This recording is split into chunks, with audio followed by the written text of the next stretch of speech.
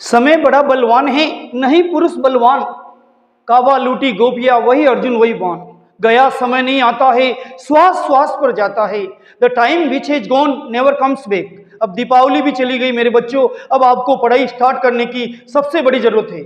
आज हम पिछले वर्षों में कुछ आने वाले बार बार रिपीट होने वाले प्रश्न दोहराएंगे। उसमें पहला प्रश्न है, द्विघात समीकरण के मूल ज्ञात करने के लिए श्रीधर आचार्य सूत्र लिखिए। ये श्रीधर आचार्य थे ना, एक महान पंडित जी थे। पंडित होने के साथ साथ ये महान गणितज्ञ भी थे। उन्होंने एक सूत्र बनाया जो उनके नाम से प्रसिद्ध हुआ, श्रीधर आचार्य सूत्र। तो ये श्रीधर आचार्य सूत्र क्या है, आप मेरे सामने देखिए, श्रीधर आचार्य सूत्र। तो इसमें क्या होता है, उन्होंने अपने हिसाब से एक सूत्र बनाया और वो सूत्र काफी समस्याओं को सोल्व कर देता है। उन्होंने कहा minus b plus minus under root b square minus 4ac upon 2a।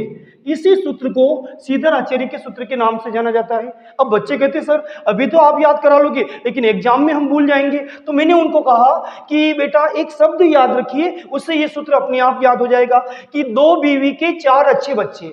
अब आपको सर ये कैसे, देखिए ये 2 लिख रखा है, 2 का मतलब 2, बी का मतलब बीवी और 4 का मतलब 4 और ए का मतलब अच्छे, सी का मतलब अच्छे।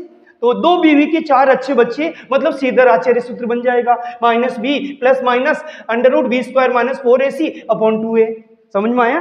2 बीवी के 4 अच्छे बच्चे। अगर आपको जच्चे तो अगले प्रश्न में आइए, निर्देशांक 4,3 में भुज और कोटि ज्ञात करो। भुज का मतलब पहला मान, कोटि का मतलब दूसरा मान। जैसे पहले मान को हम एक्स कहते हैं, पहले एक्स को पहले भुज को, तो भुज का मान हो जाएगा 4 और कोटि का मान हो जाएगा 3। ये प्रश्न पिछले 3 सालों से लगातार आ रहा है। संख्या चेंज हो सकती है, तरीका चेंज नहीं। ध्यान रखना, जो एक्स वाला मान है उसे भुज भी कहते हैं और जो वाई वाला मान है उसे कोटि भी कहते हैं। तो ये तो हर बच्चा समझ सकता है। तीसरा प्रश्न है, साइन 3x बराबर 1 हो तो x का मान ज्ञात करो। ये ट्रिग्नोमेट्री का प्रश्न है, तो थोड़ा ध्यान से समझना, आसानी से समझ में आएगा। साइन 3x बराबर 1, तो अब हमें क्या, ट्रिगोनोमेट्री की सारणी आनी चाहिए।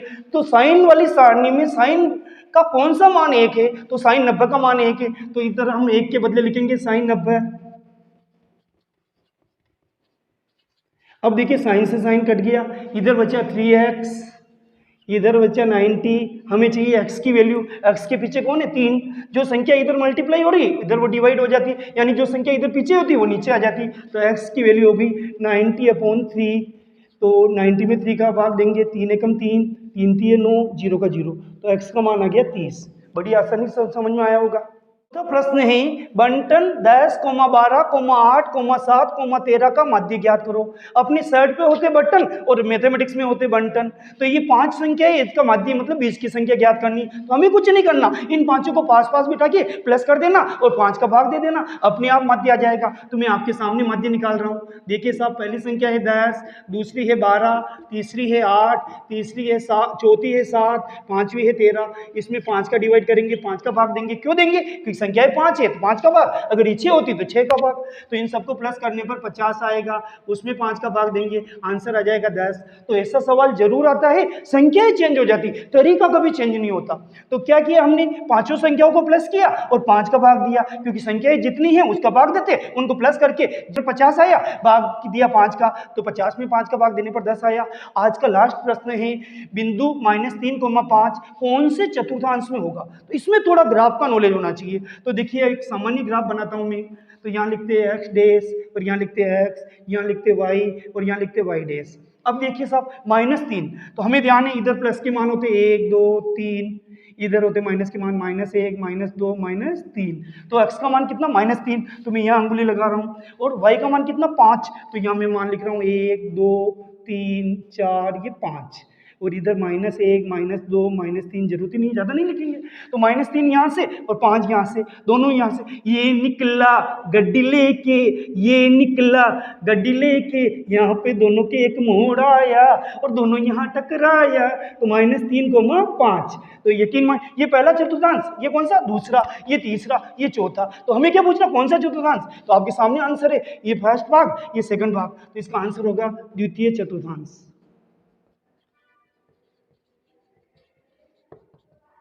तो अगर आज आपको मेरे ये पांचों ही प्रश्न जो बार बार बोर्ड में आते जा रहे हैं, हर बार रिपीट हो रहे हैं, समझ में आए, तो इस चैनल को लाइक करें, कमेंट करें और उन बच्चों को जरूर शेयर करें जो कहीं अच्छी कोचिंग नहीं प्राप्त कर पा रहे, कहीं टीचर की व्यवस्था नहीं है और हमारे चैनल पर आप नए हैं तो निश्चित रूप से सब्सक्राइब करें। मैं आपका आभारी रहूंगा। धन्यवाद।